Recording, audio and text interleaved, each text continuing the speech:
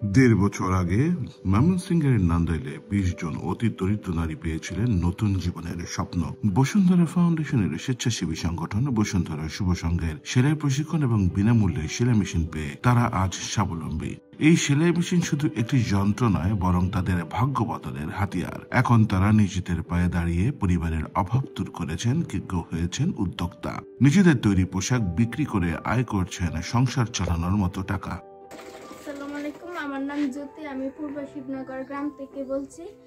গত ১ বছর আগে আমাকে বসুন্ধরা থেকে মেশিনটা দিয়েছে। আমি মেশিন দিয়ে অনেক উপার্জন করেছি এবং আমার লেখাপড়ার দায়িত্ব আমি নিয়েছি। আমার মা বাবাকেও আমি কিছু টাকা দিয়েছি। এবং তাদের সাফল্যের গল্প আশার আলো ছড়াচ্ছে সবার মাঝে। বসুন্ধরা ফাউন্ডেশনের উদ্যোগ বদলে দিচ্ছে জীবনের গল্প।